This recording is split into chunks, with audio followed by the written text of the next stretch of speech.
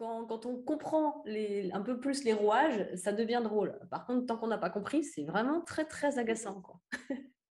Et en même temps, n'oubliez pas que tout ce contrôle que vous avez fabriqué pour une blessure de trahison quelque part, hein, c'est aujourd'hui que vous pouvez voir les qualités que vous avez, ce que vous faites là aujourd'hui. Si vous n'aviez pas cette blessure-là, vous ne seriez pas capable de le faire. Donc, C'est juste, oui. il faut lâcher la partie enfin, négative, la partie, Mm. oui, on peut dire Jugeante. négative du contrôle, hein, oui, jugeante en Mm. particulier, et puis Mm. crispée peut-être, hein, tendue du contrôle, hein, Mm. pour lâcher prise, lâcher prise, lâcher prise, hein, mais vous ne perdrez jamais les dons que cela vous a donnés. Et c'est Ouais. pour ça que quand on voit les dons que nous ont donnés nos blessures, de quoi regretter quoi que ce soit.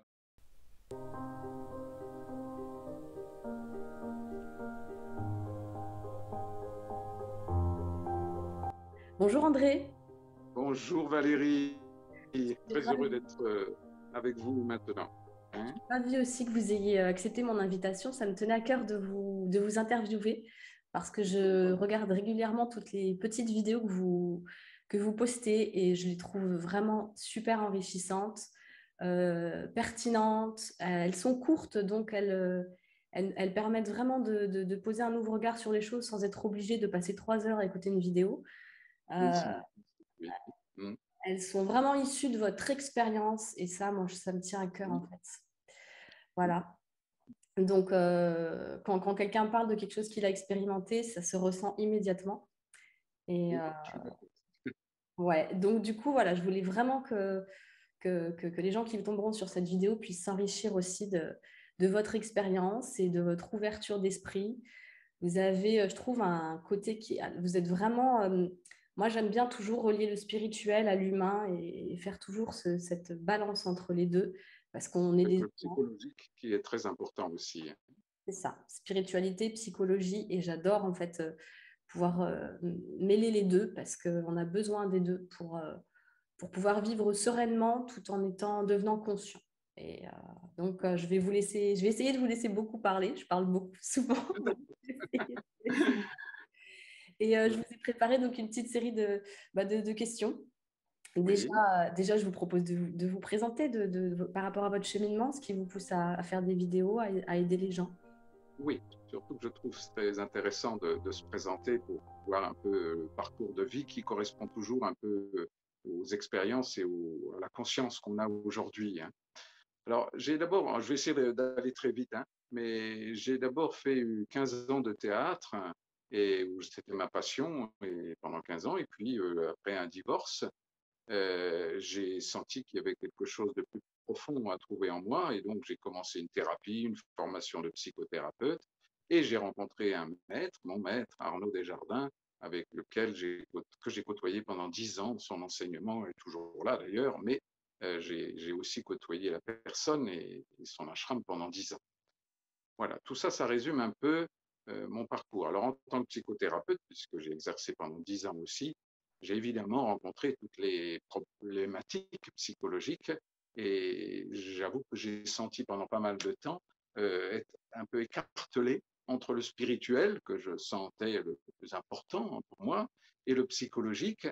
Et c'est mon chemin, mon destin, en tout cas c'est simple, c'est vraiment de réunir ces deux parties qui vont très bien ensemble, mais il m'a fallu du temps pour comprendre l'interconnexion du spirituel dans le psychologique et du psychologique dans le spirituel.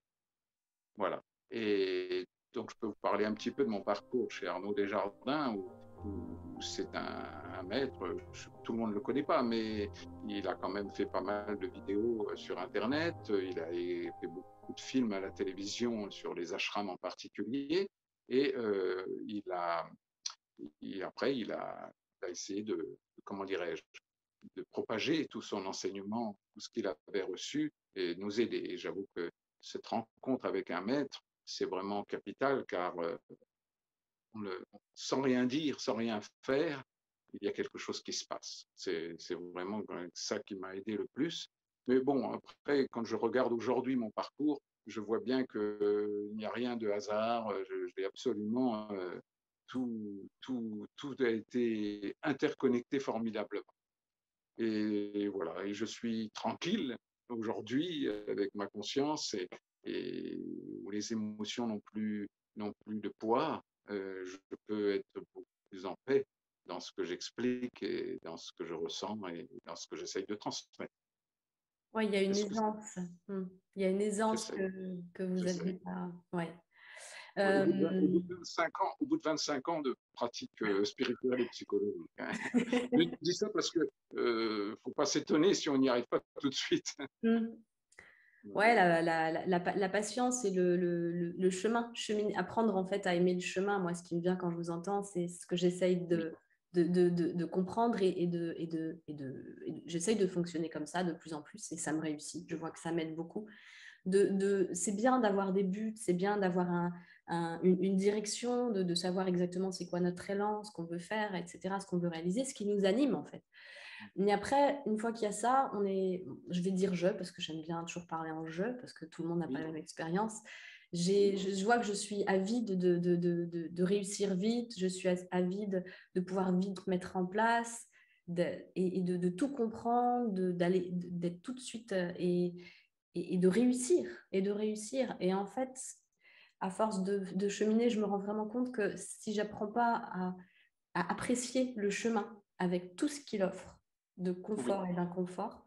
De toute façon, c'est peine perdue parce que même si je réussis, ma réussite, elle sera pas. Je vois bien que quand je réussis quelque chose, mais que je n'ai pas apprécié le chemin, c'est pas la même chose.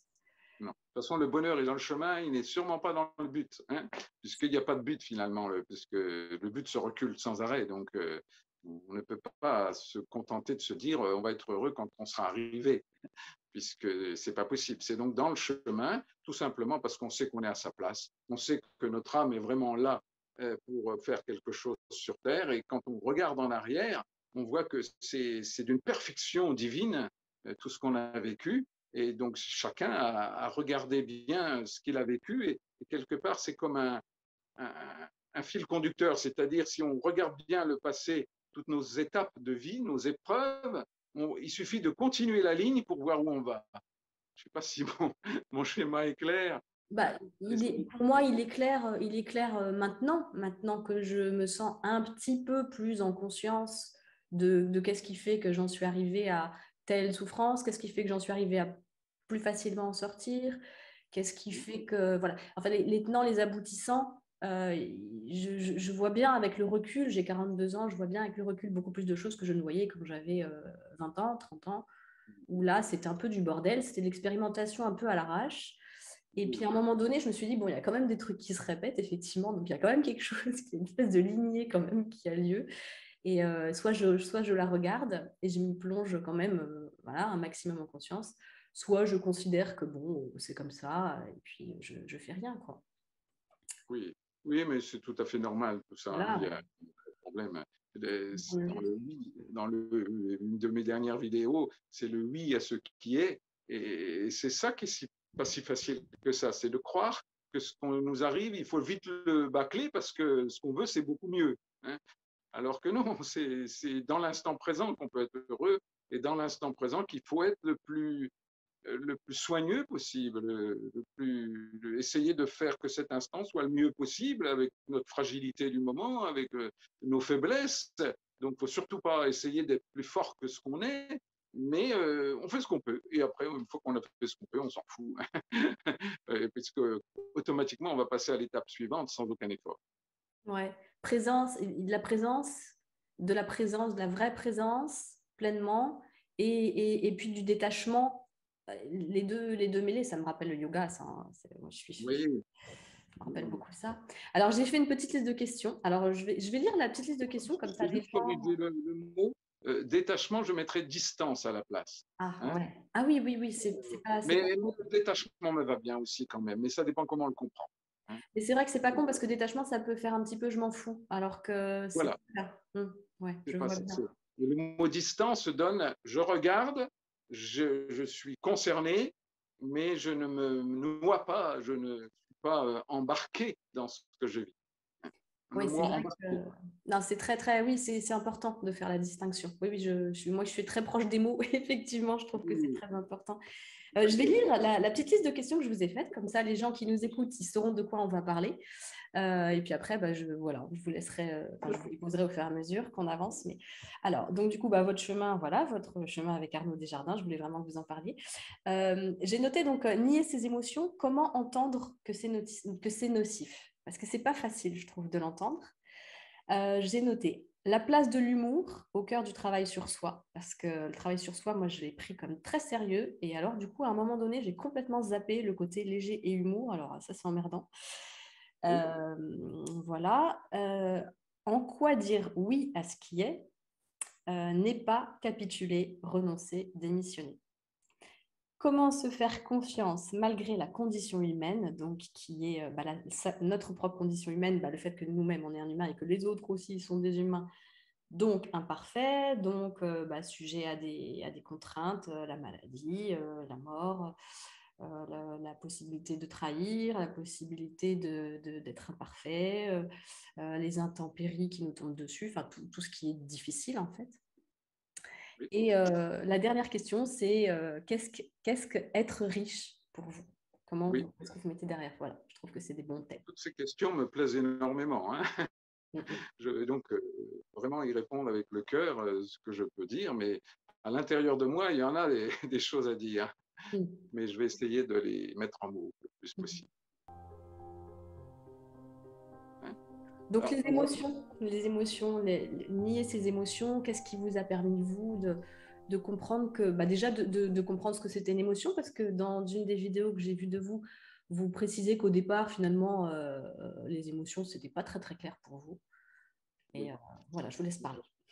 Voilà, c'est tout simplement que dans ma vie à moi, mon destin à moi, pour survivre hein, dans mon histoire, hein, avec une mère qui est morte quand j'avais 12 ans, des épreuves assez compliquées, hein, de présence maternelle et paternelle plutôt insignifiantes, je devrais dire. Aujourd'hui, j'en découvre beaucoup plus, hein, que j'ai reçu beaucoup plus que ce que je n'imaginais. Hein. Mais pendant un temps, je me suis construit dans une espèce de survie. Hein. Donc les émotions, c'était vraiment pas quelque chose d'important. Il fallait absolument que je les mette de côté pour pouvoir exister. Hein. Et donc ça a été tout un travail de lâcher prise pour que ces émotions puissent revenir dans mon corps. Donc au lieu d'être beaucoup plus serein, j'étais beaucoup plus perturbé. Plus j'avançais dans mon chemin, et plus mon corps n'en faisait qu'à sa tête, j'allais dire. Hein. Donc, ces émotions ont été très importantes. Aujourd'hui, les émotions, je me régale, c'est plus un problème du tout. C'est vraiment, non seulement je ne les nie pas, mais je les aime. Hein. Mais j'en ai beaucoup moins qu'avant aussi. Donc, c'est beaucoup plus facile aussi pour moi. Hein. J'allais dire de les gérer, mais je les gère même pas. Je les aime. Je les aime. C'est vraiment important ce mot d'aimer tout ce que l'on vit, hein, y compris nos émotions. Hein. Alors, oui, en quoi les émotions peuvent être, je ne sais plus le mot. C'est en quoi les nier, comment entendre que c'est nocif de les nier? Parce que Voilà. pour moi, ça a été nocif de les nier parce que Oui, du coup, j'ai compensé. Alors, oui, voilà. oui, voilà. C'est pas, le mot nocif m'a un tout petit peu gêné, mais je ne suis pas sûr qu'il soit si mauvais que ça. Hein. En tout cas, pour moi, nier ses émotions, c'est comme mettre un frein. C'est-à-dire, c'est un peu comme si vous alliez de Montpellier à Paris et que vers Lyon, vous décidez de freiner et de ne plus avancer. Hein. Donc, si vous niez vos émotions, vous n'avancez plus. Ce n'est pas compliqué. Donc, c'est en rouvrant le robinet de mes émotions que j'ai pu vraiment avancer. Ce qui n'est pas gênant parce que avant de rouvrir mes émotions, j'ai emmagasiné énormément d'expériences, que ce soit en Inde, en rencontrant des maîtres, et beaucoup d'expériences même à Jérusalem, enfin plein de choses au niveau spirituel qui m'ont permis d'emmagasiner, et après, en laissant revenir mes émotions, j'ai pu revivre quelque chose de beaucoup plus profond, comme si c'était, comment dirais-je, j'allais dire comme les ruminants, vous voyez, qui mettent de côté, et puis petit à petit, ça revient, et je peux beaucoup mieux les digérer. Donc, grâce aux émotions, j'ai pu vraiment vivre intensément tout ce que j'avais vécu toutes mes diverses expériences, j'allais dire, dans pas mal de pays du monde. Et, et donc, ces émotions, elles sont indispensables. Donc, si on peut donner un encouragement à vivre ces émotions, pour ceux qui sont coupés, hein, il y a des gens qui sont plutôt noyés dans leurs émotions. Donc, il faut aussi les tenir avec des lestes, hein, mais il ne faut surtout pas les nier. Donc, c'est nocif dans le sens où ça nous empêche d'avancer vraiment. Donc, il n'y a pas un seul maître qui ne dira pas que les émotions ne sont pas importantes. Ce que j'entends quand je vous entends parler, c'est comme si ça venait teinter, faire digérer. Alors, ce qui me vient, hein, vous allez me dire, ce qui me vient, c'est comme si ça venait teinter notre vie, notre chemin. C'est comme si ça venait nous faire digérer des choses, un peu comme des espèces de catalyseurs qui viennent permettre de digérer si effectivement on va jusqu'au bout du trajet. Hein, donc on la laisse traverser. Je ne sais pas si c'est de haut en bas, de bas en haut. Mais... J'insiste bien dans le corps. Hein. Voilà, ouais, sous-entendu qu'on la laisse traverser, c'est-à-dire que par exemple, on va prendre l'exemple de la colère. Si la colère vient et que d'un coup finalement, non, j'en veux pas, elle fout. C'est comme si c'est pas qu'il faille forcément l'exprimer. Moi, pour moi, une émotion, dans mon expérience, je commence à comprendre que j'ai pas forcément besoin de l'exprimer à qui de droit ou par rapport, voilà. Mais déjà, là, en prendre conscience, c'est déjà essentiel en fait. Oui. Et Mais mon maître disait, si vous avez une émotion, par exemple de colère, hein, vous n'avez pas à l'exprimer à l'autre. Hein. Alors ça m'a... alors c'est nier mes émotions si je ne les exprime pas. Et non, c'est très infantile d'avoir une colère intérieure, puisque notre colère, en réalité, ne correspond qu'à des choses du passé qui remontent. Hein. Personne ne peut nous mettre en colère. Si on n'est pas content que la personne fait des choses qui ne nous conviennent pas, elle a le droit, elle a tout à fait le droit de ne pas être comme on voudrait. Hein. Mais si ça nous met en colère, c'est qu'on refuse. On refuse la différence. On refuse que l'autre peut avoir une façon de fonctionner différente de la nôtre. Donc c'est là où c'est pas juste. Donc notre émotion, elle est bien qu'à nous. Elle n'est pas du tout, elle ne concerne pas l'autre. Hein. Donc si on peut dire, bah, excuse-moi, je suis pas bien en ce moment, bon, j'ai besoin de me retirer un peu, j'ai besoin de prendre un peu de distance, pourquoi pas. Mais de là à dire, tu te rends compte de ce que tu as fait, etc., ça, c'est refiler son émotion à l'autre. Hein. Et ça, ce n'est pas juste. Donc, c'est bien juste de garder ses émotions, mais de les laisser à l'intérieur de son corps prendre toute leur place, sans les brimer. Et voilà, j'essaye d'exprimer le travail des émotions. Ouais, l'émotion, en fait, ça parle ça parle de nos besoins ou frustrations, mais ça parle de nos valeurs, en fait, quelque part, un peu. Je ne sais pas si ça parle de nos valeurs. Peut-être pas, non, parce qu'il y a des histoires de blessures avec tout ça. Ouais, il y a des histoires de blessures. Donc, il n'y a pas forcément des valeurs. C'est ce qu'on appelle nos valeurs. Hein. Oui, non, c'est peut-être pas le bon mot, valeur, effectivement, mais ça parle de ce qui nous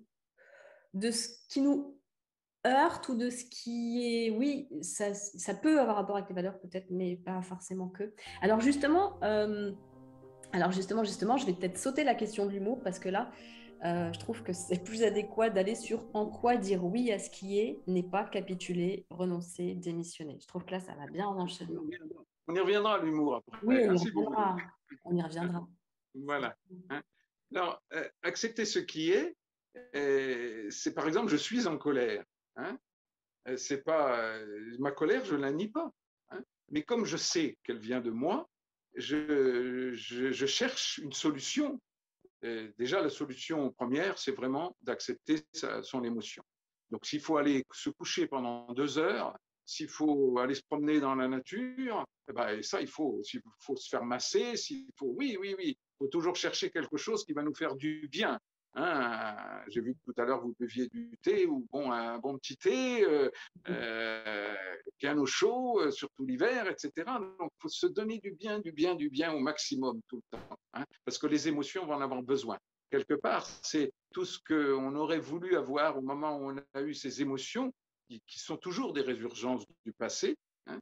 On aurait aimé avoir ce cocon de chaleur, de tendresse, pour pouvoir accepter ces émotions quand on était tout petit. Hein. Et donc, c'est ces émotions qui n'ont pas eu le cocon d'amour et de tendresse nécessaire qu'on a besoin de se donner aujourd'hui pour que ces émotions prendre toute leur place, s'épuiser tranquillement et nous amener à la conscience de la réalité et non pas de nos fantasmes. euh, de, Alors, je voudrais faire juste un point sur justement le rejet, l'abandon, la trahison, l'injustice, l'humiliation, toutes ces choses que pendant ma thérapie et pour tous les gens que j'ai aidés en thérapie, euh, ils ont mis un certain temps pour découvrir à quel point leur blessure fondamentale, c'est la trahison, c'est l'humiliation, c'est le rejet, c'est l'abandon. En réalité, tout cela, et même des fois, et comme moi par exemple, j'avais fait tout un magma de toutes ces émotions à l'intérieur de moi. Hein. Mais en réalité, c'est tout à fait normal d'être rejeté, abandonné, trahi, humilié et de subir l'injustice. C'est tout à fait normal dans l'humanité imparfaite que nous sommes. C'est simplement que quand c'est arrivé trop tôt dans notre enfance et qu'on n'était pas préparé par nos parents, par l'entourage, pour pouvoir accepter ces émotions fortes et de les digérer, et avec la tendresse que nous aurions reçue, eh bien, nous aurions passé à autre chose, nous aurions grandi. Donc, ces émotions que l'on croit dramatiques, hein, un jour ou l'autre, on s'aperçoit qu'ils n'ont pas de consistance. Alors ça, c'est pas si facile que ça à entendre. Hein. Je comprends très bien qu'il y a des gens qui vont crier au secours. Hein. Mais pourtant, c'est bien ça. Il faut y aller hein, dans cette colère contre la trahison qu'on a eue, l'humiliation, l'abandon, le rejet. Ah oui, oui, moi, vraiment, ma blessure, c'est le rejet, etc. Il faut y aller dedans. Hein. Mais jusqu'à temps qu'on se rende compte que c'est très infantile. C'est très infantile d'être, comment dirais-je, de souffrir du rejet. C'est tout à fait normal d'être rejeté, vous pensez bien, on est rejeté tout le temps, hein, d'être abandonné, etc. Mais quand on arrive justement à être rejeté par quelqu'un qui ne nous aime pas ou qui projette sur nous quelque chose qui ne correspond pas, hein, et d'arriver à aimer cette personne et puis de pas être touché par ce rejet, là on a vraiment grandi, là on a vraiment acquis des années comment dirais-je, de grandir psychologique, spirituel et émotionnel. En fait, il y a de la place pour la vie, quoi. Il y a de la place pour la vie, je pense, quand on écarte tous ces trucs sur lesquels on se sent concerné, qui nous freinent, ça laisse de la place à tout ce qu'on a à vivre. Voilà, et au bonheur. Parce Bah que ouais. c'est vrai qu'un jour ou l'autre, un jour, mon maître, enfin, c'est son maître à lui qui lui disait, parce qu'il lui demandait un mantra, hein, Arnaud Desjardins lui demandait un mantra à son maître, hein, et il lui a dit, je vous le dirai quand vous partirez de l'ashram, etc., je vous le dirai. Alors, j'étais tout content le jour d'aller dire, mais alors, maître, quel est mon mantra, hein. Et il lui dit, voilà, j'en ai qu'un à vous donner, soyez heureux. Vous voyez J'adore. que on se rend compte que c'est que ça notre problème, c'est d'être heureux. Hein. Ouais. Alors on croit que c'est l'autre qui nous rend heureux, et ça c'est pas possible. Personne au monde ne peut rendre quelqu'un heureux. Hein. On peut avoir des bonheurs provisoires, bien sûr. Hein. On peut être heureux pendant des heures ou des jours, hein, ou des mois même. Hein. Mais ça c'est toujours éphémère. Hein. Être heureux au fond de soi, c'est bien plus important. Donc, tout chemin spirituel et psychologique ne mène qu'à ça, à savoir apprendre à être heureux. Mais être heureux, ça ne veut pas dire ne pas souffrir. Ça ne veut pas dire ne pas avoir d'épreuves. Au contraire, puisque quelque part, notre divin intérieur, il est formidable, parce que ça, on s'en rend compte au bout des années de méditation, que toutes nos épreuves, elles sont parfaites, et qu'en plus, si on a vraiment réussi une épreuve, c'est-à-dire qu'on est enfin bien, par exemple dans le rejet, ou etc., hein, eh ben, on va voir l'épreuve suivante, qui sera obligatoirement un écran au-dessus. Donc, de toute façon, des épreuves, on en a jusqu'à la fin de cette incarnation. Donc, il faut quand même s'habituer à les aimer, ces épreuves. Sinon, si on rejette ou qu'on ne veut pas souffrir, hein, je me souviens d'un maître avec son disciple qui lui disait, mais maître, comment ne pas souffrir? Il lui avait répondu, mais mon ami, de quelle planète êtes-vous? Sûrement pas de la planète Terre. Hein. Donc, le problème, c'est pas de ne pas souffrir, c'est d'aimer toutes nos épreuves. Et ça n'a rien à voir avec le masochisme, hein, parce que ça, on me la sort à chaque fois. Donc, ce n'est pas du masochisme. C'est apprendre à aimer nos épreuves et surtout pas s'en donner des nouvelles. Hein. On en a assez comme ça que notre divin, nous nos anges, tout ce que vous voulez, nous apportent sur un plateau régulièrement. Donc autant les accepter et apprendre à les aimer. Et après, quand on comprend le système, le mode d'emploi de la vie, et c'est là qu'on peut être heureux. Mais à condition de connaître le mode d'emploi, de ne pas chercher à des choses qui n'existent pas. Ce qui me vient quand je vous entends, c'est, je vais parler forcément de mon expérience, c'est la confiance en soi et la confiance en la vie. Donc, bah, du coup, effectivement, comme si effectivement les épreuves, elles viennent pas au hasard, elles viennent pour nous, elles nous sont destinées quelque part, elles ont un rapport Jamais. avec Oui. avec justement ce qu'on a à comprendre justement pour comment être heureux. Et, et en même temps, la confiance en soi, c'est finalement, alors ce qui me vient, hein, moi, j'ai toujours une fâcheuse tendance à focaliser sur tout ce que j'ai loupé, tout ce que j'ai échoué, tout ce dont je ne suis pas capable, etc.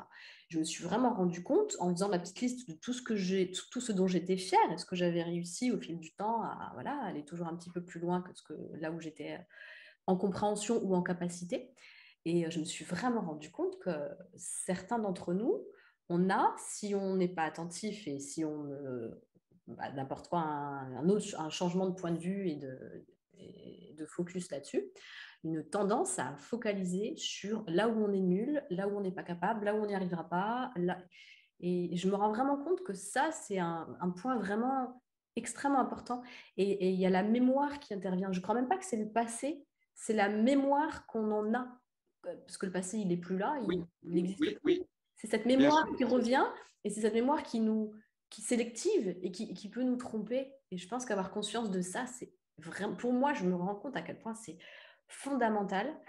Pas d'être bête et méchant dans la psychologie positive, le truc, je ne supporte pas le truc de soyez positif. Non, mais par ailleurs, une fois qu'effectivement apprendre à accueillir mes émotions et me rappeler, mais moi, j'ai survécu à ça, à ça, à ça, à ça, à ça. Donc, ce qui vient, ça me paraît peut-être être une montagne, mais malgré tout, j'ai une solidité en moi. Et bon, après, ça, c'est une question de spiritualité, on l'a ou on l'a pas, mais j'ai la vie qui me porte quelque part. Elle m'a toujours montré les bonnes choses à voir. Donc, ça n'a pas forcément été facile, mais comme elle m'a montré les bonnes choses à voir, ça veut dire que je peux lui faire confiance. Je peux faire confiance à ce qui vient et apprendre à me faire confiance sur le fait que je pourrais m'y adapter, trouver des ressources. Mais comme vous le disiez, pour ça, je pense qu'il faut apprendre à vivre au présent. Et ça, ça, c'est pas évident. Alors, je voudrais quand même ajouter un point.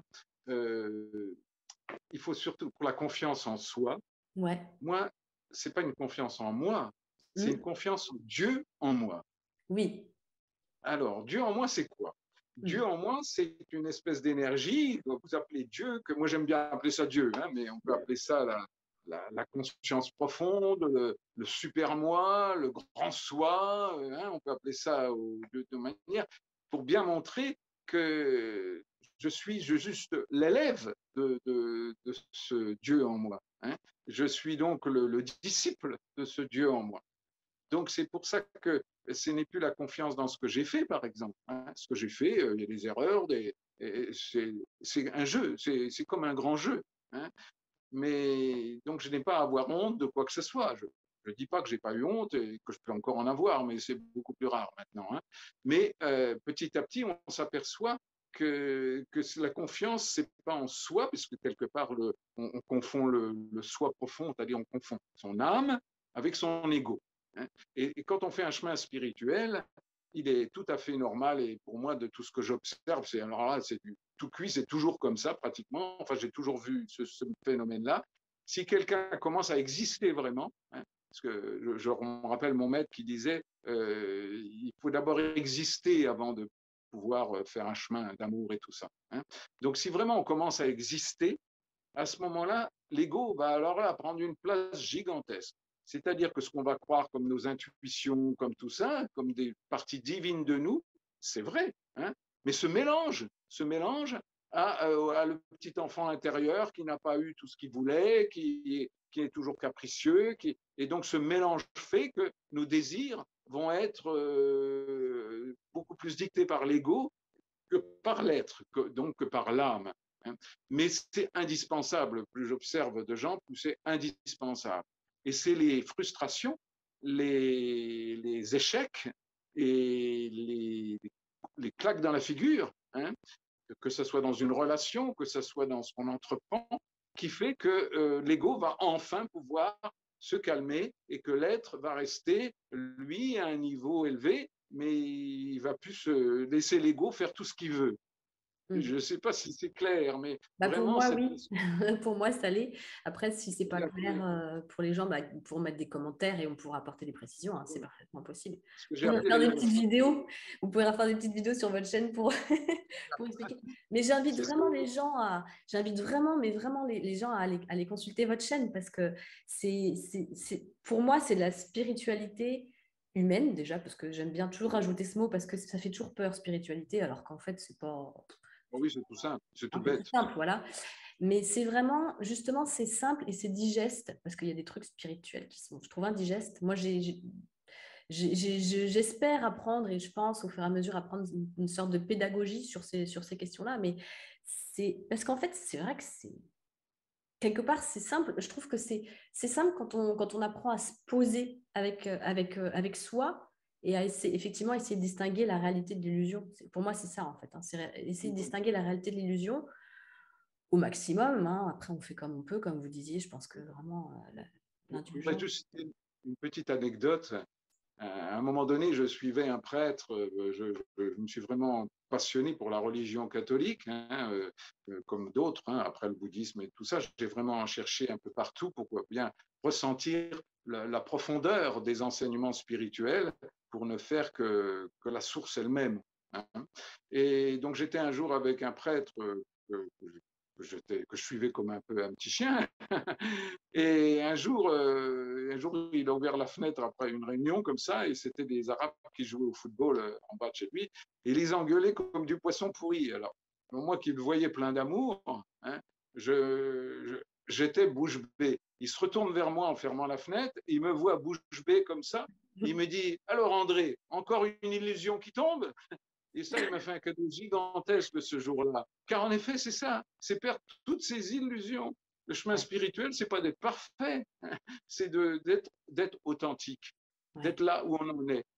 Et là où on en est, c'est peut-être pas très brillant, mais de toute façon, c'est pas grave. Je me souviens d'avoir aidé des gens qui donc m'envoyaient toutes leurs, comment dirais-je, pas leurs commentaires, mais ils disaient tout ce qu'ils vivaient à l'intérieur, etc. Et puis, des fois, au bout de 5 ou 10 ans, il me téléphonait en me disant « André, je ne veux pas que tu publies ce que j'ai écrit il y a 10 ans, hein, parce que c'est trop bête. » Que non, ce n'est pas bête du tout, c'est une évolution. Hein. Ouais. C'est normal que 10 ans après, on n'a pas la même conscience. Mais comment voulez-vous que votre conscience évolue si vous n'osez pas être, si vous n'osez pas dire tout ce que vous ressentez avec votre fragilité, etc. Donc, même s'il y a beaucoup d'infantilité au début, mais il faut bien se lancer, il faut oser, et après, c'est la vie se fait, nous aide énormément, c'est magnifique, on est complètement guidé, aidé en permanence. Alors, je reviens à cette notion de Dieu en soi, et dans une relation humaine, si vous voulez, moi, si je suis en relation avec Valérie, avec vous, hein, il y a André, il y a Dieu en André, il y a Valérie, il y a Dieu en Valérie, c'est-à-dire dans ce chemin où elle en est guidée. Et puis, il y a une espèce de Dieu encore, qui est le Dieu de la relation, qui observe tout ce qui se passe entre Valérie, André et cette vidéo, et qui tout ça est interconnecté, comme une vidéo, enfin comme Internet un peu. Et le but, c'est d'ouvrir sa conscience pour être conscient, sans effort, bien sûr, de André, de ce qui guide André, de Valérie, de ce qui guide Valérie, et de ce qui est essentiel dans ce qui se passe entre nous deux aujourd'hui. Voilà, j'espère que j'ai... moi, ça me parle vraiment très, très bien. C'est-à-dire qu'il y a une sorte de tout, et quand je vous entends parler, ce qui me vient, c'est qu'à la fois, ça semble complexe, et en même temps, ça peut être joyeux. Oui, absolument, c'est rigolo. Voilà, c'est-à-dire que c'est complexe, et quand on admet que c'est complexe, parce qu'il y a toutes ces données-là, finalement, il y a nos égos qui se rencontrent, il y a nos divins qui se rencontrent, il y a ce qui observe, enfin, il y a encore un autre truc, une autre, je sais pas, une dimension. Et ce tout-là, c'est comme un espèce de théâtre. Et là où, effectivement, ça me semble, ce qui me semble essentiel et pas facile à comprendre, c'est de pouvoir accepter l'idée que ce qui est confrontant, ce qui est pas confortable, ça n'est pas forcément ni à effacer, ni à éradiquer, ni à effacer, ni à craindre. Oui. Et c'est ça toute la difficulté parce que, effectivement, en ce qui concerne les gens qui inhibent leurs émotions, euh, quand on se remet à les accueillir, ça sort et ça peut sortir. Enfin, c'est vrai, moi au début, j'étais contente d'être accompagnée parce qu'il y a tout qui sortait. Mais alors, du coup, plein de joie, enfin de trucs entre guillemets considérés comme positifs, en tout cas ressentis comme confortables. Et puis de l'inconfort, de me dire, j'avais l'impression que j'allais me noyer dedans. Et c'est ça qui, je trouvais, et c'est pour ça que j'aime bien préciser que finalement, commencer à aimer l'inconfort, après, c'est comme s'il y avait des cadeaux. Quand on apprend à aimer l'inconfort, pour moi, je considère qu'on apprend à aimer le cadeau parce qu'on peut le voir, en fait. On peut le Oui. voir, sinon on peut pas, sinon on le voit pas. Sinon on le voit pas. Beaucoup de choses maintenant, beaucoup de personnes disent sortez de votre confort, hein, sortez de votre zone de confort. Hein. Donc c'est bien ça le chemin. Hein. Et je me rappelle encore quelqu'un que j'ai dans ce moment, tout ça, qui est au bout de pas mal d'années de travail sur elle. Elle dit oui, mais elle voudrait bien être. Comment je fais pour être dans la paix et ça va bien, toutes ces émotions, tout ça, mais maintenant je voudrais être dans la paix. Et donc je voudrais sortir de cet inconfort. Et je lui dis non, non seulement tu ne vas pas sortir de l'inconfort, mais ça va être de pire en pire. Mm. Parce que, et donc c'est bien de commencer à savoir à aimer l'inconfort, parce qu'au début, on va être capable d'aimer un petit inconfort. Mm. Et plus on va grandir, plus l'inconfort sera grand, et plus on va aimer cet inconfort permanent. Hein. Car finalement, cet inconfort, il est permanent. Il y a pas. Il y avait un maître qui disait le André d'il y a une minute est mort, et celui qui va être dans une minute, vous ne le connaissez pas encore. Donc ça prouve bien que c'est toujours inconfortable. Mm. Mais après, c'est amusant, cet inconfort. Donc Mm. il ne faut surtout pas chercher à se stabiliser parce que ce n'est pas possible. Dans Ouais, le sens. essayer de figer les choses ou un idéal tout fait. Moi, ce qui me vient aussi en exemple, que ce soit pour moi ou pour d'autres amis que je connais, il y a cette espèce de volonté. C'est comme si on essayait de nous transmettre ça, alors que c'est pas ça. Que, en fait, c'est comme si on se faisait un idéal de ce qu'on doit vivre, veut vivre, comment on sera heureux. Et en fait, la vie nous montre souvent que bah, tant que tu restes figé dans cet idéal-là, ça va être compliqué, vraiment compliqué. Et là, ce n'est pas le bonheur. Ouais, Et là, c'est pas- ouais. Oui, parce que le bonheur, de toute façon, il est intérieur, il n'est pas extérieur. Donc, tous nos événements extérieurs ne peuvent pas. Ce n'est pas l'extérieur qui peut nous rendre heureux, c'est vraiment l'intérieur, c'est-à-dire la façon dont on va prendre ce qui vient de l'extérieur. Et si on a une histoire dramatique dans sa famille, par exemple, c'est là où on va voir où on en est. Hein, comment on le prend, nous, à l'intérieur. Est-ce que ça touche ma joie de vivre ou est-ce que ça ne la touche pas? Si ça la touche, ben, j'essaye de voir pourquoi ça la touche, quelle est l'émotion que ça représente, etc. Et si ça la touche pas, ben, c'est que j'ai grandi. Hein. Ça veut pas dire, si vous voulez, ne pas. Enfin, c'est pas la nier. Oui, Hein, ça ne veut pas dire qu'il faut devenir insensible, c'est ça que vous voulez non, dire. voilà. Une sensibilité, il y a eu justement la personne que je parlais tout à l'heure me parlait de sa sensibilité. Sur Internet, on voit des sites de sensibilité énormes, je ne sais plus comment ils appellent ça, hein, Hypersensibilité. hypersensibilité, etc. Alors, moi, je suis hypersensible, il n'y a pas de problème. Mais une fois qu'on est OK avec cette sensibilité, eh ben, elle ne pose plus de problème. Donc, C'est ce un n'est pas tellement compagnon. l'hypersensibilité, c'est comment on la prend, cette hypersensibilité-là.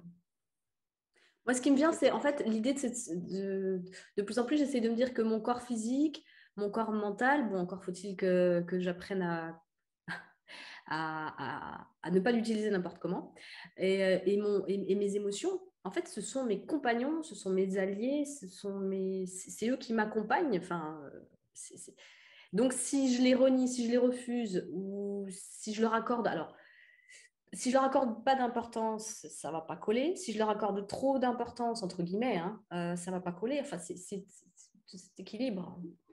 Oui, la fameuse loi du juste milieu. J'avais Ouais. entendu ça chez les bouddhistes, mais ce n'est pas du tout une loi bouddhiste, c'est une loi universelle. Mm. quand on voit la vie de Bouddha, hein, cet homme qui s'appelait Gautama Siddhartha, là, qui est devenu le Bouddha, hein, qui est simplement la réalisation de l'être. Hein. Et quand on voit comment il a vécu, c'est-à-dire avec une vie extrêmement confortable, chaleureuse, dans un palais royal, etc. Et après, il a été dans tous les excès comment dirais-je, de ne pas manger, de ne pas se laver, de vivre dans la misère la plus totale, jusqu'au jour où il a médité pendant des jours, et tout d'un coup, ça lui est venu comme une évidence. La vraie loi, c'est la loi du milieu. Et donc, cette loi du milieu, il faut vraiment s'en rendre compte tous les jours, à chaque instant, quelle est ma voie du milieu à moi. Mhm.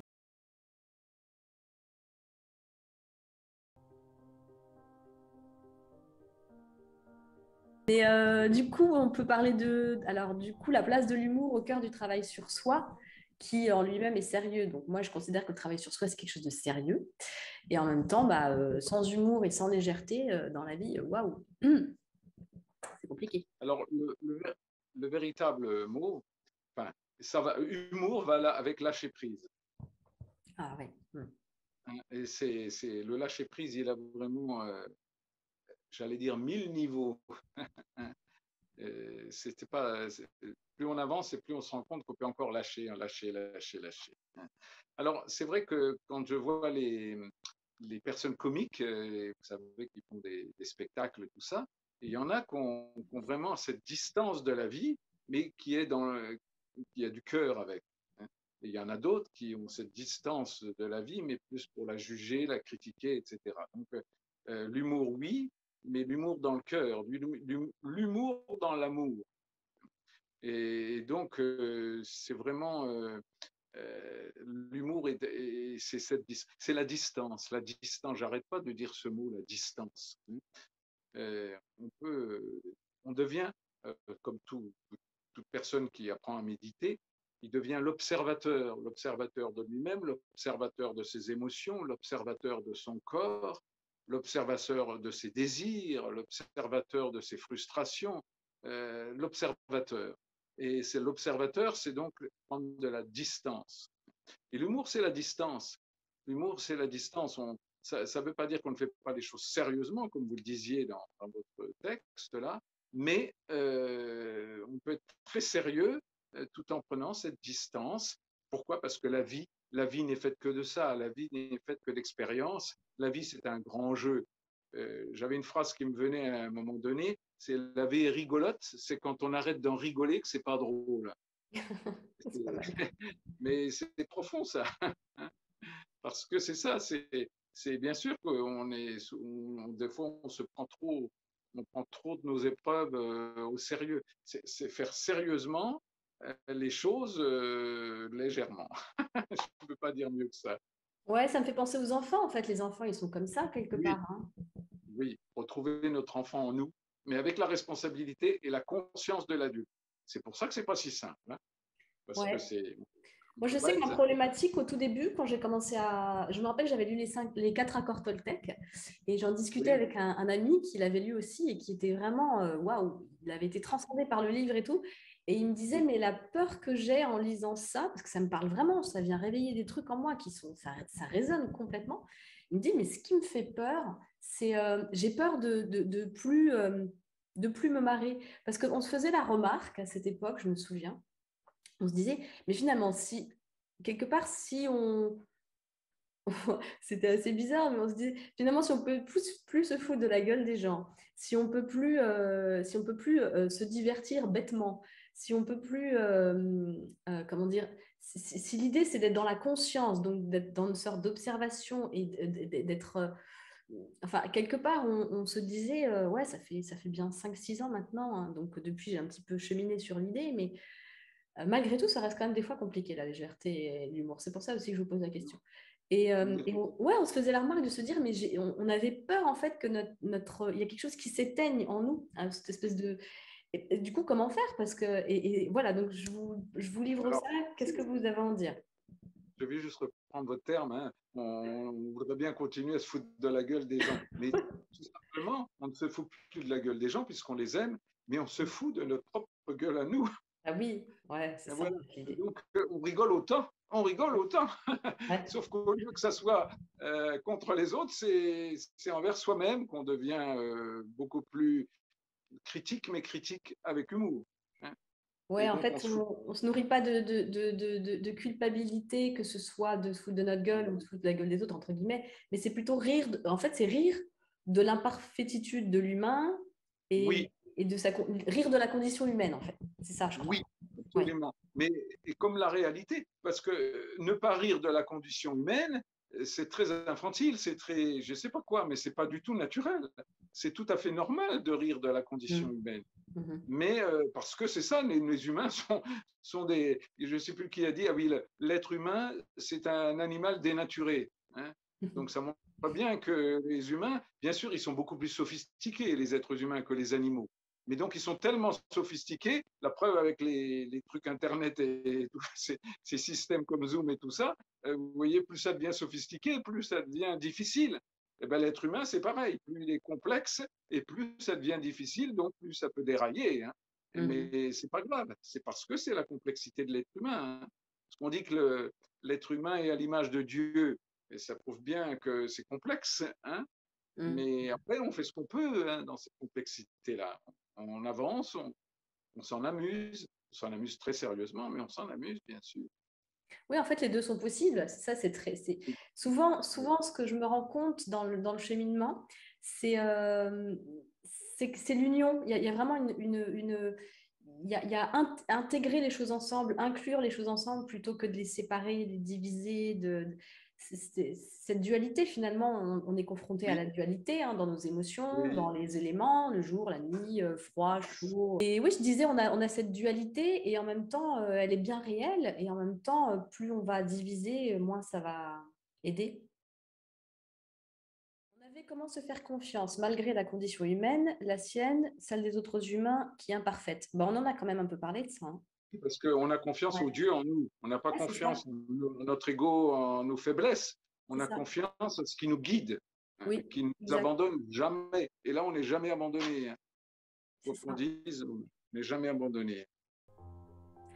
Alors du coup, qu'est-ce que être riche pour vous? Ah, ah oui, je me souviens avoir regardé, mais j'arrive pas à m'en lire parce que c'est. Ah oui, oui, j'ai marqué plutôt qu'être riche, c'est rempli, comblé, Mhm. heureux, voilà. Mais attention, la richesse financière en fait partie. Il y a trop de gens dans le milieu spirituel qui se disent dans une recherche spirituelle et qui n'ont pas de confort, enfin de confort, c'est pas le problème, de sécurité matérielle. Hein. Donc, ou alors qui attendent la sécurité matérielle des autres. Donc, il y a quand même quelque chose à trouver. Hein. Je me rappellerai toujours de cette image sur, bon, dans un film, hein, mais c'était une personne qui voulait être photographe professionnel et donc très artistique, on va dire, enfin, professionnel dans le sens artiste. Hein. Et bon, puis elle allait toujours taper son père pour avoir de l'argent. Et un jour, son père se suicide, tout ça, donc elle est bien obligée de travailler. Donc finalement, comme elle n'a pas assez de boulot pour vivre avec son art, hein, elle va travailler dans un magasin de photos et elle range les pellicules de photos. Et à un moment donné, elle dit j'en ai marre. Elle pose son tablier, elle va voir le chef du magasin et elle lui dit je sais pas ce que je fais là. Et il dit vous gagnez votre vie tout simplement. Et là, elle reprend son blouson et elle va continuer à mettre les affaires dans le rayon. Car il faut assumer son côté matériel. Hein. Pour moi, je plaide beaucoup pour l'autonomie spirituelle, de ne pas dépendre d'une religion, d'un maître, de tout ça, l'autonomie affective, savoir s'aimer à tel point que l'amour des autres, c'est des en plus, c'est des cadeaux, mais ce n'est pas une nécessité absolue. Hein. L'autonomie financière, l'autonomie matérielle, l'autonomie dans tous ses sens, et ça fait partie du chemin spirituel. Voilà. Donc être riche, oui, pas riche dans le sens d'accumuler ses richesses et pas les dépenser ou pas s'en servir. Personnellement, moi, j'ai des gîtes où j'accueille des gens et avec, bon, j'ai fait aussi des groupes de thérapie, tout ça dans mes gîtes. mais je suis encore en train de construire une maison. J'ai passé toute la journée à faire du béton, hein. Donc, parce que ça m'amuse, parce que je suis heureux de faire ça. Et c'est voilà, c'est cette autonomie. Donc, riche, je suis pas riche parce que c'est pour plus accueillir moi que je fais ça. Hein. C'est pas pour m'enrichir moi-même. C'est pas pour mettre ça à la banque. Hein. C'est pour avoir quelque chose qui me passionne et qui puisse accueillir, accueillir, accueillir. Je crois que c'est le mot le plus beau que je puisse connaître, l'amour et l'accueil. Ouais, donc Voilà. en fait, la richesse, c'est la. Alors, moi, je vais résumer ce qui me vient. C'est la richesse, c'est la richesse pour moi. Je crois de plus en plus, c'est aimer la vie avec Oui, ce avec ça. qu'elle aimer la vie avec ce qu'elle présente. Donc, du coup, pour moi, bah, il faut forcément avoir un peu de conscience parce que si on en manque là, c'est compliqué, vraiment. Surtout avec ces épreuves qui parfois arrivent et ils sont vraiment, c'est des grosses déflagrations.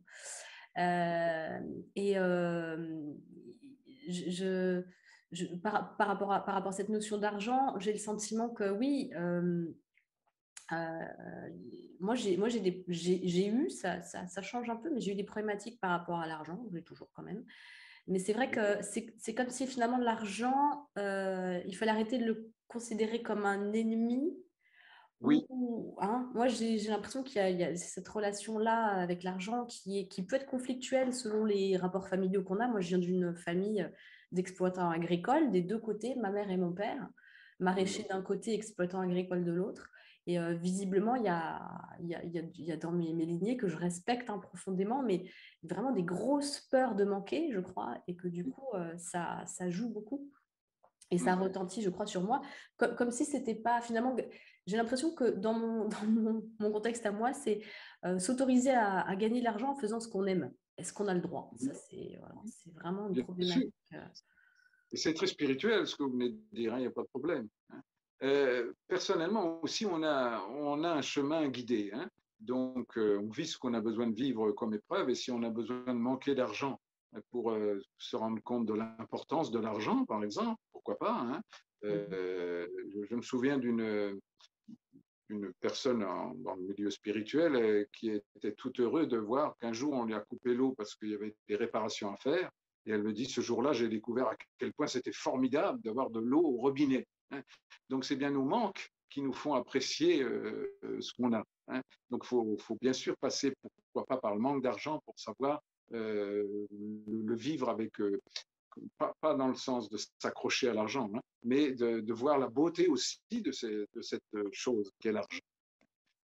Personnellement, moi, je suis très heureux de voir que mon destin à moi, je ne suis pas riche, je ne suis pas pauvre. Et ben voilà, c'est très bien. Mais bon, j'ai 72 ans, hein, 73, hein, mais j'en oublie un. Et donc, j'ai quand même vécu. Hein, mais je me rends compte que c'est bien mon chemin à moi de vie. Et je suis très heureux de ne pas être très riche et je suis très heureux de ne pas être pauvre. Hein.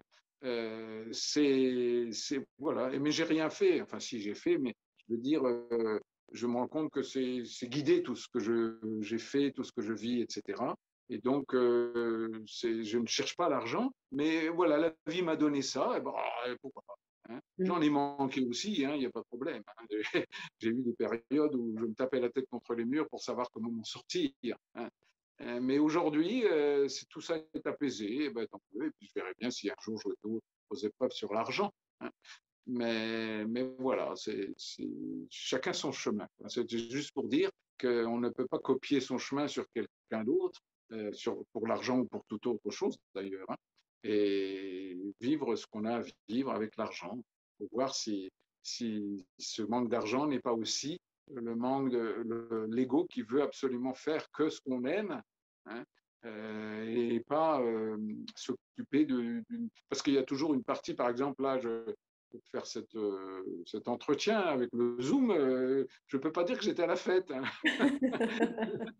Mais moi, maintenant, je sais comment ça marche. C'est déjà pas Ouais. mal. Hein. C'était la première fois et ça n'a pas été facile quand même. Donc, je me suis permis même de m'énerver, en dehors de la vidéo, bien sûr. Et voilà, donc la vie n'est pas toujours simple. Hein. Mais c'est comme ça. On a chacun à vivre nos épreuves et pourquoi pas avec Internet, avec Moi, j'ai le sentiment qu'on ne se rend pas forcément compte, mais on devient de plus en plus solide, flexible et solide, parce que finalement, ça nous renforce, et en même temps, à force de comprendre que ça ne s'arrêtera pas, hein, finalement. Cette sagesse de comprendre que ça ne s'arrêtera pas, c'est juste notre manière de le... Je peux juste relever vos deux mots, hein, flexible et solide. Flexible et solide, j'ai envie de les répéter 10 fois. Flexible et solide, solide et flexible. Ça va ensemble. Ouais, c'est ça. Comme le roseau, enfin, moi, ça me fait penser au roseau qui Oui, plie mais ne rompt oui, pas, quoi. oui. J'adore cette image parce elle est essentielle. Et puis en plus, je pense que c'est vraiment la clé de la liberté, en fait. C'est la clé de la liberté. Parce que si on sort de l'illusion qu'un jour, l'humanité sera parfaite, non douloureuse, etc., etc. Et en même temps, on prend plaisir à faire avec le bagage qui est celui-ci.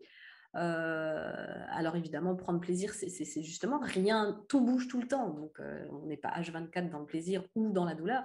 Mais moi, ce que je trouve super, c'est justement de comprendre que on n'est jamais profondément enfermé, c'est une illusion, en fait. On n'est jamais profondément enfermé dans une émotion, dans une épreuve, une douleur. Et plus finalement on accepte de se laisser porter par elle, alors c'est facile à dire, hein, plus on accepte de se laisser porter par elle et qu'on a cette conscience que c'est sur mesure pour nous, alors ça c'est hard aussi à entendre, mais c'est sur mesure pour soi. Moi, perso, c'est fou. Alors, peut-être pas sur le moment, parce que quand on est dans la vague, quand on est pris dans le truc, hein, Oui, on va pas jouer oui. les faux sages. C'est quand on est dedans, on est dedans. Mais c'est vrai que quand il y a cette espèce de petite conscience, là, cette espèce de petit truc, tout petit soit-il, où on se rappelle que, bon, c'est insupportable, ça me semble insurmontable. J'ai l'impression d'avoir une montagne devant moi, un tsunami, une vague, je sais pas quoi. Mais cette petite conscience qui fait qu'on se rappelle que, bon, il y a un sens, il y a quelque chose. C'est comme si ça aide, vraiment ça aide à passer les caps, quoi, passer les caps.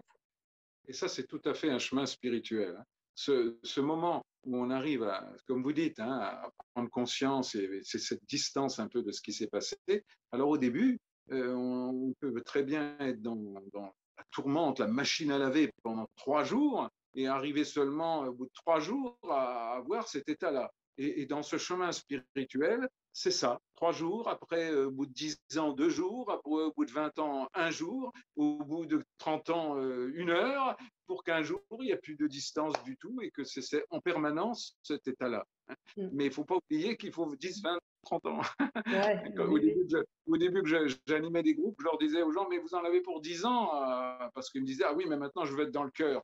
Oui, ben, vous en avez pour 10 ans, je leur disais. Hein. Alors maintenant, je dis plus ça, je dis vous en avez pour 20 ans. Parce que bah c'est oui. que ça le paraît. Mais il faut Ouais. bien commencer. Hein. Bah Et c'est oui. pour ça qu'il ne faut pas avoir peur que ça dure 3 ou 4 jours de machine à laver, ou même 1 mois de machine à laver, de dépression, de tout. Et puis en un jour, pof, on a quand même ce moment de paix qui nous arrive. Et ben, c'est que ça. S'entraîner, c'est la méditation pour ça, hein, bien sûr. La méditation sous toutes ses formes, car attention de ne pas se noyer dans des écoles de méditation. La méditation, c'est quand on mange, quand on se promène, quand on rencontre quelqu'un, quand on fait l'amour, quand n'importe quel moment doit être une méditation. Hein. C'est-à-dire cette conscience de prendre de la joie. J'aime mieux le mot joie que plaisir. Hein. Et parce que mon maître disait, de toute façon, si vous avez un plaisir, vous avez obligatoirement une souffrance. Il ne peut pas y avoir de plaisir sans souffrance. Hein. Donc ça, c'est à méditer aussi. Hein. Donc il disait, bah, si vous voulez plus souffrir, ben, ne cherchez plus les plaisirs et vous verrez, vous ne souffrirez plus. Mais en réalité, c'est plus simple que ça. Tant qu'on a le désir de plaisir, il faut y aller. Et après, on s'aperçoit qu'il y a une joie permanente qui n'a plus rien à voir avec le plaisir et la souffrance. Et ça, 30 ans. Ouais, oui, ça. En fait, il faut pas y penser. Ça vient, en fait. Il faut pas le vouloir. On peut être conscient que c'est ça qui se joue, mais faut pas forcer les choses. Moi, je dis toujours, faut pas forcer les choses. Je me rends compte au fil de mes expériences qu'à chaque fois que j'ai essayé de faire du forcing, à chaque fois, je me suis pris des murs, quoi. Mais il y a des moments où, aujourd'hui, par exemple, hein, je peux avoir une souffrance, une culpabilité, encore que maintenant c'est vraiment difficile que j'ai la moindre culpabilité en moi, mais quelque chose qui est difficile à digérer, et tout d'un coup je bascule dans la jouissance, hein, et ça c'est génial. Alors là, parce que jouir quand tout va bien, quand vous avez quelqu'un en train de vous masser, etc., c'est relativement facile, hein. C'est pas si facile que ça, mais c'est relativement facile, hein, dans un lâcher-prise le plus total. Mais jouir quand on est dans une épreuve et qu'on n'a pas de solution, alors ça c'est de Ouais, la joie, ça c'est de l'extase. C'est ça l'extase, c'est ouais. jouir dans la souffrance. Ouais, c'est vraiment réussir à avoir justement cette distance, Oui, oui, qui ne se décide pas, elle se forge avec l'expérience, en fait. oui, oui, oui. Ouais. Attention, quand je dis bien jouir, c'est pas avec la tête, hein. C'est Mhm. jouir dans son Dans ce corps. cas, ouais. C'est vraiment quelque chose de physique, Ouais, hein. ouais, ouais. C'est pour ça que je prends le mot jouir. C'est pas n'importe quel mot. À chaque fois, ça fait des polémiques, mais c'est pas grave. Ouais, ouais, ouais, ouais. C'est intéressant, c'est clair. Oui.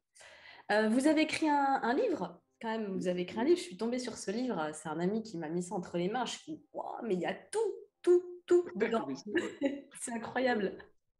Oui. Ce livre, il s'appelle. Alors, ce livre que vous avez dû voir, il s'appelle Je, une initiation psychologique et spirituelle. Alors, en réalité, ce livre, ça fait 25 ans, hein, donc je réécris régulièrement.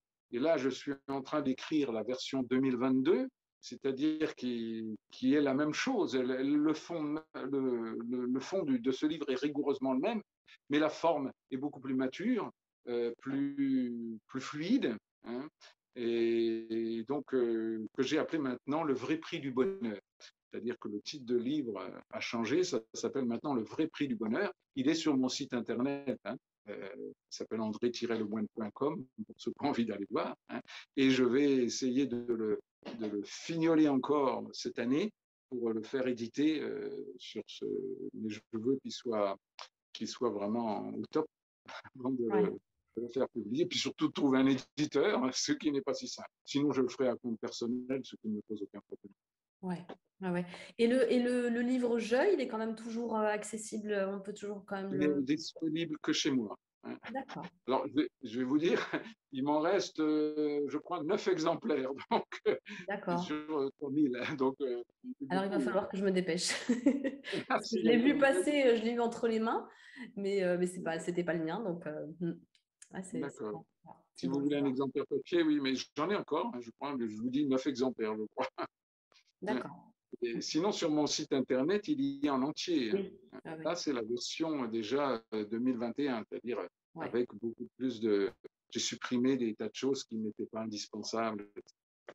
C'est vrai qu'il est dense, le livre, hein. Il est très, très dense. Alors, moi qui adore la, la, la, la- enfin, plus c'est détaillé, plus c'est complexifié, enfin, plus on va au cœur du sujet, plus ça m'intéresse. Donc, du coup, là, j'étais aux anges, mais d'un autre côté, je me dis, waouh, waouh, waouh, c'est énorme. Voilà. Mon livre n'est pas un livre à lire d'un bout à l'autre, hein. Non, C'est non, non, plutôt, ouais. on peut soit l'ouvrir au hasard, ce qui n'est jamais un hasard, hein, Ouais. soit regarder la table des matières et un sujet qui vous parle, et hop, vous allez sur dessus et c'est bien mieux comme ça, hein. Ça suffit, un chapitre par semaine, ça serait déjà largement suffisant. Mais voilà, chacun fait ce qu'il veut, il n'y a pas de Ouais, souci. Il y a des ouais. gens, si mon livre sert à caler un meuble, c'est pas un problème. Ouais, enfin, je suis pas d'accord avec ça, moi. Je C'est trouve que pas c'est d'accord, gâché quand même.